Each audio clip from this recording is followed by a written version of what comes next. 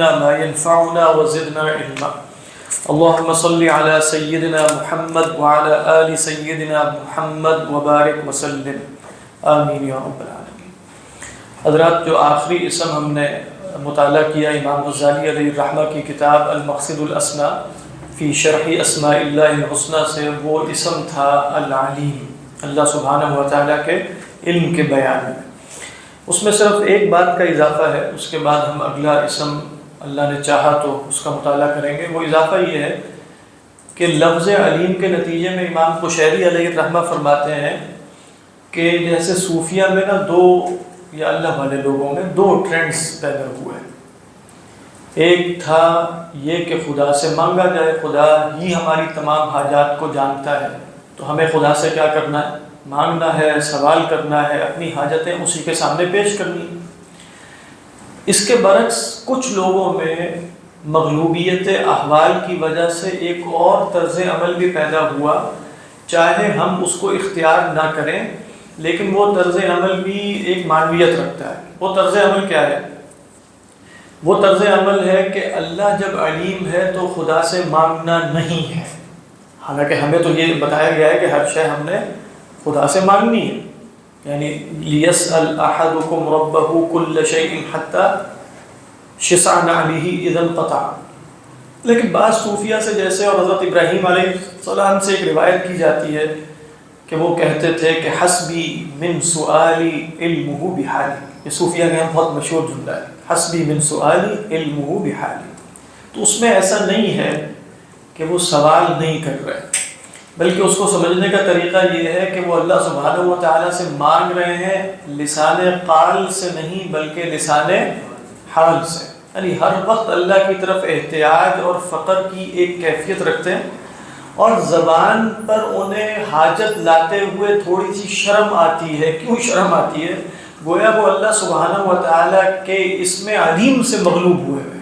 وہ شرم کیا آتی ہے انہیں کہ میں خدا کو بتاؤں کہ مجھے کیا حاجت ہے؟ سمجھ میں آ رہی ہے؟ یعنی انہ علیم بذات الصدور، اللہ سبحانہ و تعالیٰ تو سینوں کے حالات سے واقف ہے، میں نے اس کی طرف احتیاج اور فقر کا رخ کر لیا ہے، اپنا چہرہ اس طرف پھیر لیا، وہ میری حاجتوں کو جانتا ہے۔ تو یہ بعض بزرگوں کا مسلک تھا، اور اس میں آپ واقعات بھی پڑھ سکتے ہیں۔ امام قشیری علیہ الرحمہ نے اپنی کتاب میں ایسے کچھ واقعات نقل کیے ہیں۔ دیکھیں، یہ واقعات ان صوفیہ پر اور ان بزرگوں پر انکار بالکل غلط ہے۔ لیکن جب انسان کسی صفت یا کسی حالت میں مغلوب ہو جاتا ہے تو اس سے ایسی چیزیں سرزد ہوتی ہیں، لیکن بہرحال یہ لوگ ہمارے لیے آئیڈیل نہیں ہیں۔ یعنی کون لوگ کہ جو کسی صفت سے مغلوب ہوں اور پھر ان سے کچھ احوال ایسے سرزد ہو جائیں جو بظاہر سنت سے متصادم نظر آتے ہیں، تو ایسی صورت میں ان کو معذور جانتے ہوئے، ان کی تعظیم برقرار رکھتے ہوئے، ان کی حجت کو بھی سمجھتے ہوئے، یہ جملہ کتنا خوبصورت ہے اگر آپ اس پر غور کریں کہ حسبی من سؤالی علمہ بحالی، حسبی من سؤالی علمہ بحالی، وہ جانتا ہے۔ لیکن ساتھ ہمیں کیا بتایا گیا؟ بھئی زبان سے اظہار بھی عبودیت کا اظہار ہے۔ دیکھیں، دعا میں صرف یہ نہیں ہے کہ خدا کو بتانا ہے، دعا میں یہ تھوڑی ہے کہ میں نے خدا کو بتانا ہے مجھے کیا ضرورت ہے، پھر میں کہتا ہوں بالکل فلسفیانہ طور پہ خدا کو بتانا تو کفر ہے۔ یہ کیا خدا کو بتاؤں کہ مجھے کیا حاجت ہے؟ خدا کو نہیں پتہ تو اور کس کو پتہ؟ میں نہیں بتاتا۔ نہیں، یہ اس طرح نہیں دیکھنا ان چیزوں کو، بلکہ اس کے اندر اصل میں فقر ہے کہ بھئی میں نے، انسان کا جذبہ ہے کہ کسی کے سامنے اپنی حاجت کا اظہار کرے۔ وہ کس کے سامنے اپنی حاجت کا اظہار کرے گا؟ جس کے سامنے، جس کی طرف وہ احساس فقر رکھتا ہے، جس طرف وہ محتاجی رکھتا ہے، تو لہذا منہ سے اظہار کرے گا۔ اللہ کے رسول صلی اللہ علیہ وسلم اور صحابہ کا طرز عمل کچھ ایسا ہی تھا کہ آپ زبان سے مستقل حالت دعا میں رہتے تھے، اور آپ یہ کہہ سکتے ہیں کہ جس وقت آپ زبان سے دعا نہیں کرتے تھے اللہ کے رسول صلی اللہ علیہ وسلم جن کچھ مواقع پر، تو اس وقت یہ کیفیت لائی جا سکتی، حسبی من سؤالی علمہ بحالی۔ لیکن یہ مستقل کیفیت نہیں رہنی چاہیے۔ کبھی مغلوبیت کی وجہ سے اللہ کرے کہ کوئی ایسی مغلوبیت ہم پر بھی کبھی طاری ہو جائے کہ ہم یہ حالت ہماری ہو جائے، لیکن یہ مغلوبیت کی وجہ سے۔ تو یہ بس ایک بات تھی جو امام قشیری علیہ الرحمہ نے ذکر کی۔ اور دوسری بات وہ کہتے ہیں کہ اس کا جو حظ عمد برآمد ہونا چاہیے وہ ہے مراقبہ۔ مراقبہ سے مراد ایک خاص اصطلاحی مراقبہ نہیں ہے، مراقبے سے مراد کیا ہے کہ اس بات کا دھیان رکھنا کہ اللہ سبحانہ و تعالی یعلم بخفیات الامور، اللہ میرے ظاہر کو بھی جانتا ہے، میرے باطن کو بھی جانتا ہے، اور پھر اللہ تعالیٰ جو میرے باطن میں جو کچھ جان رہے ہیں وہ اس قابل ہے کہ اسے خدا کے سامنے پیش کیا جا سکے، یعنی جو اللہ نے میرے باطن میں جانا ہے۔ تو یہ مراقبہ ہے کہ اپنے باطن میں اتر کر کہ خدا میرے باطن میں کیا کیا جانتا ہے، اور اس کے نتیجے میں احساس شرمندگی اور اللہ سبحانہ و تعالیٰ سے حیا کرنا۔ جیسے آپ کو پتہ چل جائے کہ آپ کے کچھ خفیہ حالات یہ صاحب جانتے ہیں، تو آپ جب ان سے ملیں گے تو ذرا حیا سی رہے گی نا کہ ٹھیک ہے۔ تو اللہ تعالیٰ سے حیا کا بھی ایک تعلق ہے، وہ بھی کس وجہ سے ہے؟ صفت علم کی وجہ سے، کہ اللہ تو جانتا ہے باقی لوگ نہ جانتے ہیں، اللہ یعلم وانتم۔ اب ہم اگلے اسم کی طرف متوجہ ہوتے ہیں، وہ ہے القابض الباسط، قبض کرنے والا، کشادگی کرنے والا، تنگ کرنے والا، پھیلانے والا۔ ترجمہ کرتے چلے جائیے، قبض و بسط۔ ٹھیک ہے، کتنے عجیب اصطلاح ہے، ویسے ہر ایک نے اس کو اپنے اعتبار سے دیکھا۔ یہاں پہ صوفیہ کے ہاں بھی قبض و بسط ہے، وہ دیکھیں گے واللہ یقبض ویبسط والیہ ترجعون۔ یہ آئی نا سورہ بقرہ میں آیت، یہ کس سیاق میں آئی ہے؟ آئی تو مال خرچ کرنے کے سیاق میں ہے کہ من ذا الذی یقرض اللہ قرضا حسنا۔ تو بھئی مال خرچ کرنے کے نتیجے میں ہوتا کیا ہے کہ انسان کو تنگ دستی کے اندیشے لاحق ہو جاتے ہیں۔ تو فرمایا کہ تنگ دستی سے پریشان نہ ہو، کشادگی کرنے والا اور تنگی کرنے والا، نہ مال کا خرچ کرنا ہے نہ مال کو سینچ سینچ کے رکھنا ہے۔ دونوں صورتوں میں اللہ سبحانہ و تعالیٰ ہی قابض ہے اور باسط ہے۔ تو واللہ یقبض ویبسط والیہ ترجعون۔ پھر اسی طریقے پر آپ دیکھیے یہ لفظ اس معنی میں اکثر رزق کی کشادگی کے لیے قرآن میں جا بجا، اللہ یبسط الرزق، بار بار آتا ہے اللہ یبسط الرزق لمن یشاء ویقدر ولو بسط اللہ الرزق لعبادہ لبغوا فی الارض، وہاں بھی کیا ہے؟ بسط ہے۔ اسی طرح امام رازی علیہ الرحمہ فرماتے ہیں جیسے بسط ذل کے لیے بھی آتا ہے، لفظ بسط نہیں ہے، مفہوم ہوئی الم تر الی ربک کیف مد الظل، کہ آپ دیکھتے نہیں کہ آپ کا رب کیسے سائے کو، پہلے مطلب آپ دیکھیں کہ وہ لمبا کرتا چلا جاتا ہے۔ کب لمبا کرتا ہے سائے کو؟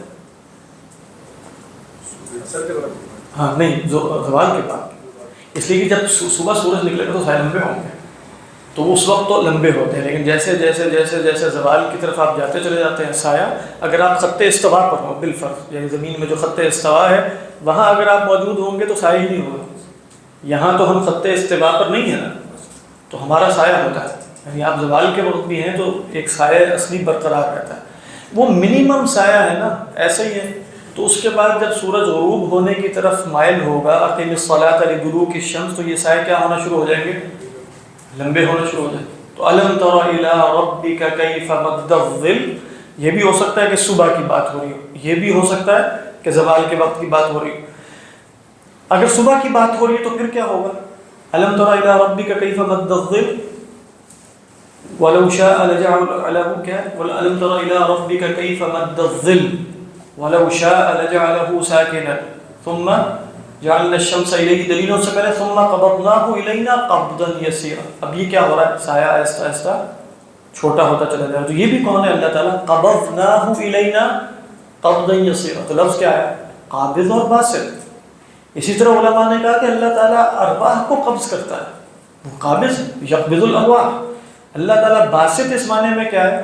اللہ سبحانہ و تعالیٰ قیامت کے دن انہی ارواح کو دوبارہ اجساد میں، اسی طرح اللہ تعالیٰ دلوں کو قبض کر لیتا ہے، یہاں تک کہ دل میں، دل کے قبض کی کیفیت تو سب جانتے ہیں، ایک دل کا بسط ہے، علمی اعتبار سے قبض ہو تو نہ علوم میں کوئی دلچسپی ہوتی ہے، نہ نئے علوم وارد ہو رہے ہوتے ہیں، نہ پڑھنے کا کوئی دل چاہتا ہے، کچھ بھی۔ اور بسط کی کیفیت ہوتی ہے کہ ایسا لگتا ہے کہ بھائی میں تو سب کچھ، سب علوم حاصل کرتا ہوں، یہ بسط کی کیفیت ہے۔ عبادت میں کبھی قبض ہوتا ہے، عبادت میں کبھی بسط ہوتا ہے، کبھی اللہ سبحانہ و تعالیٰ سے تعلق میں قبض محسوس ہوتا ہے، کسی شے میں دل نہیں لگتا، کبھی بسط کی کیفیت ہوتی ہے، کبھی وحشت کی کیفیت ہوتی ہے، اور کبھی غائب درجے کا سرور اور فرح ہوتا ہے۔ یہ سب چیزیں شامل ہیں نا قبض و بسط میں، تو صرف ایک خاص اعتبار سے نہ دیکھا جائے، القابض الباسط۔ جہاں بھی قبض ہو رہا ہے، چیز تنگ کی جا رہی ہے، وہاں خدا ہے، جہاں بھی کشادگی ہو رہی ہے وہاں کیا ہے؟ خدا ہے۔ تو یہ قبض و بسط کا عمومی مفہوم ہے، اس میں انسان کو غور کرتے رہنا چاہیے، ہر چیز ہر جگہ قبض و بسط ہی نظر آئے گی۔ آپ دیکھیں دل کی حرکت کیا ہے، قبض و بسط، یعنی آپ فزیکلی دیکھیں تو کیا ہو رہا ہے، قبض ہے اور بسط ہے، قبض ہے اور بسط ہے، مستقل انسانی حالت قبض و بسط کی ہے، ایک حالت میں ہوتا ہی نہیں، مستقل تقلبات احوال نہیں، ایک حالت سے دوسری حالت میں منتقل ہوا چلا جاتا ہے، یہ کیا ہے، قبض ہے کبھی بسط۔ تو یہ ہے اللہ تعالیٰ القابض الباسط، القابض الباسط۔ تو کیا فرماتے ہیں امام غزالی علیہ الرحمہ، یہاں تک کہ دیکھیں قرآن مجید میں بادلوں کے پھیلانے کے لیے کیا ہے، باسط، تو علم ترا کیا ہے، ثم تثیر الرياح فيبسطه في السماء فيبسطه في السماء، اللہ تعالیٰ کیا کرتے ہیں، بادلوں کو بھی آسمان میں پھیلاتے ہیں۔ تو ہمارے یہاں باسط کے لفظ کے اندر مال کی محبت کی وجہ سے، دنیا کی محبت کی وجہ سے بسط میں صرف ایک مفہوم پایا جاتا ہے، وہ ہے رزق کو کشادہ کرنا، ٹھیک، وہ بھی ہے، لیکن کیا اللہ تعالیٰ نے بسط صرف اس معنی میں استعمال کیا ہے اور معنی میں بھی استعمال کیا؟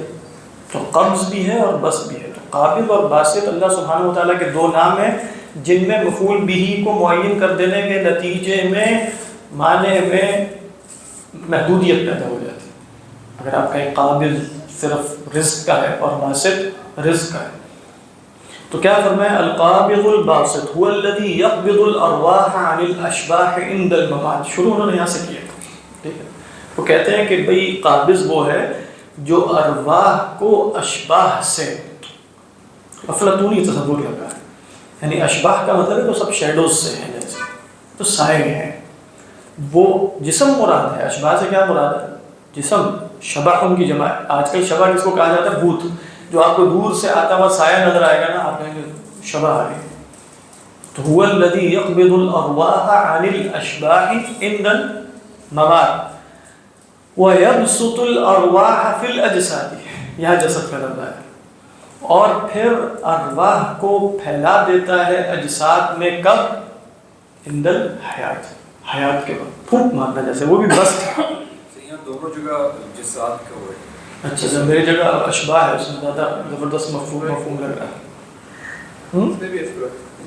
ہاں میری اور آپ کی ایک ہی، آپ نے کروا لی کوئی ہوئی ابو موسیٰ، اچھا ماشاء اللہ۔ وَيَبْسُطُ الْأَرْوَاحَ فِي الْأَجْسَادِ عِنْدَ الْحَيَاةِ وَيَقْبِضُ الصَّدَقَاتِ، اب یہ مفہوم ہم نے ذکر بھی نہیں کیا، وَيَقْبِضُ الصَّدَقَاتِ مِنَ الْأَغْنِيَاءِ وَيَبْسُطُ الْأَرْزَاقَ لِلضُّعَفَاءِ، اغنیاء سے صدقہ قبول کرتا ہے، اور اس کے لیے بھی لفظ آیا ہے سورۃ توبہ میں، یقبل الصدقات ہے کہ یقبضو،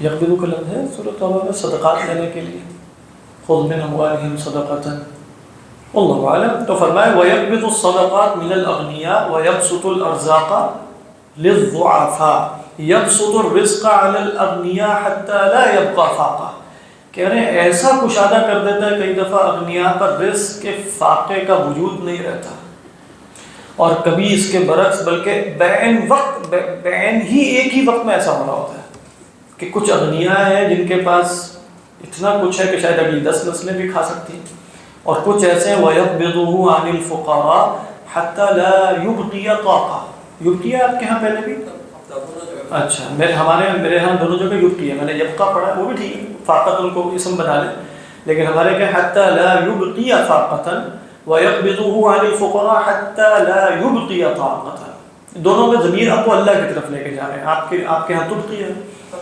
طبقہ، ٹھیک ہے، وہ بھی صحیح۔ تو فرمایا کہ بھئی اور فقراء سے رزق ایسا قبض کر لیتا ہے کہ کوئی طاقت بھی باقی نہیں رہتی، بیک وقت ایسا ہو رہا ہے۔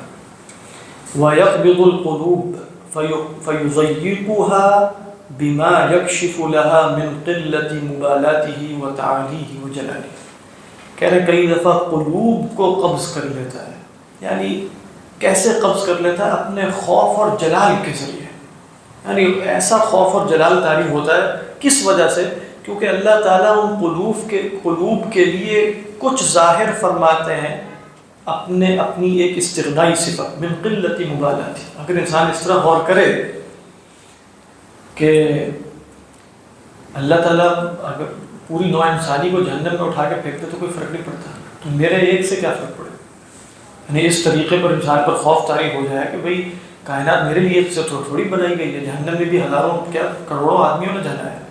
تو اللہ تعالیٰ تو بالکل بے پرواہ ہے اس خاص معنی میں۔ بے پرواہی سے کیا مراد ہے؟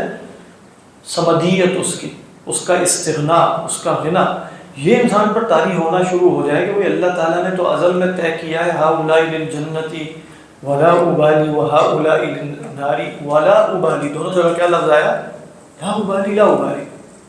تو اب یہ چیز تو دلوں کو جیسے بالکل ہی خوف میں مبتلا کر دے گی، قبض کر دے گی۔ وَيَقْبِضُ الْقُلُوبَ فَيُضَيِّقُهَا بِمَا يَكْشِفُ لَهَا مِنْ قِلَّةِ مُبَالَاتِهِ وَتَعَالِيهِ، اور اللہ کا بالکل ہر شے سے ماورا ہونا، تعالی کوئی حاجت نہ ہونا اسے، میری کوئی حاجت نہیں ہے اسے، وَجَلَالِهِ، تو جب اللہ تعالیٰ کسی بندے پر اپنے جلال کے ساتھ ظاہر ہوگا تو وہاں کیفیت کیا پیدا ہو جائے گی؟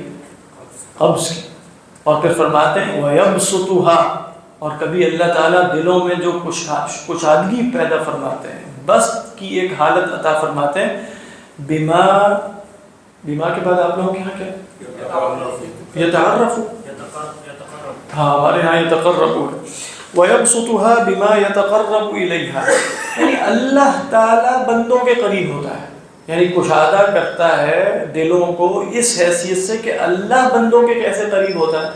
من برہ ولطفہ وجمالہ، اپنے بر، وہی جو ابھی ہم نے پڑھا انہ هو البر الرحیم، اپنے احسان، اپنے لطف، اپنے جمال کے ساتھ جب وہ قلوب کے قریب ہوتا ہے تو قلوب میں کیا کیفیت پیدا ہوگی؟ بسط کی کیفیت پیدا ہوگی۔ اور یہ بھی ہو سکتا ہے فیتعرف، آپ لوگوں کے یہاں کیا ہے؟ فیتعرف الیہا من برہ ولطفہ وجمالہ، کہ بھئی کشادہ دلوں کو ایسے کرتا ہے کہ اللہ تعالیٰ دلوں کی طرف اپنا تعارف اس طرح کرواتا ہے کہ وہ بر ہے، یعنی اپنے بر کے ذریعے، لطف کے ذریعے اور جمال کے ذریعے۔ تو بہرحال یہ مفہوم قابض اور باسط کا ہے۔ پھر اس کے بعد فرماتے ہیں تنبیہ، اور تنبیہ میں ہم بہت دفعہ یہ جان چکے ہیں کہ امام غزالی علیہ الرحمہ اس میں ادب بندگی بیان فرماتے ہیں، ادب بندگی اس اسم کا۔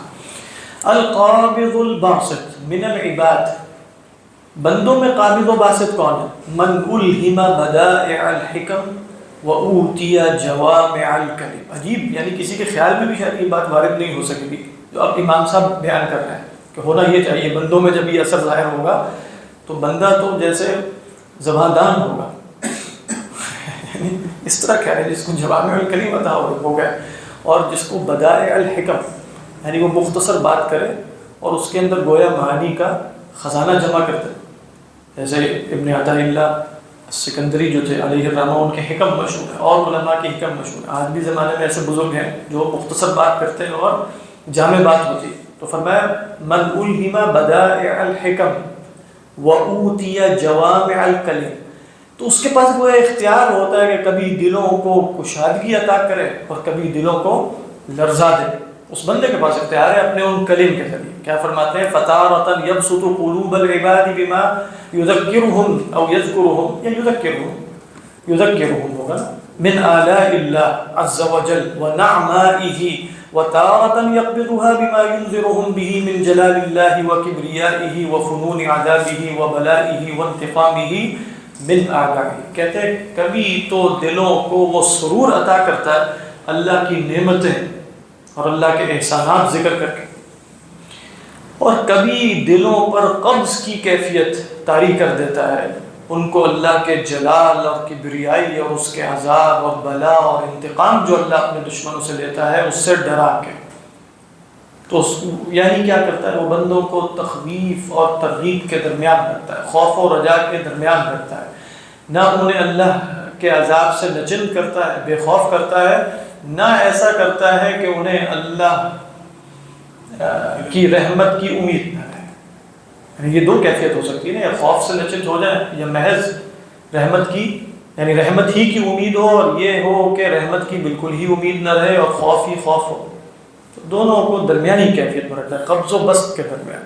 کما فعل رسول اللہ صلی اللہ علیہ وسلم حيث قبض قلوب الصحابة عن الحرص على العبادة، حيث ذكر لهم أن الله عز وجل يقول لآدم ابعث بعث النار فیقول کم فیقول من کل 1999 یہی ہے. کہنے کئی دفعہ تو اللہ کے رسول صلی اللہ علیہ وسلم جیسے صحابہ کے دل بالکل ایسی بات انہیں سنا دی کہ بس عبادت کی حرص ہی نہیں رہی، ختم. مطلب کیا کریں، اب تو کچھ نجات کی صورت ہی نہیں. جب یہ حدیث سنا دی کہ حضرت آدم علیہ السلام سے کہا جائے گا کہ بھئی وہ آگ کا جو اپنا حصہ ہے نا اپنی اولاد میں سے وہ نکالو، وہ کہیں گے کہ بھئی کتنا حصہ ہے آگ کا، تو اللہ تعالیٰ فرمائیں گے کہ ہر 1000 میں سے 999. تو اب یہ بات سننے کے بعد انسان کہے گا کہ کوئی نجات کی صورت ہے، ہر 1000 میں 999 جہنم میں جانا، تو میری عبادت کس کھاتے میں کیا. تو بالکل قلوب پر جیسے قبض کی کیفیت تاری ہوئی. فانکسرت قلوبهم حتى فتحوا عن العبادة، دل ایسے ٹوٹے کہ عبادت میں بھی اب دل نہیں لگتا.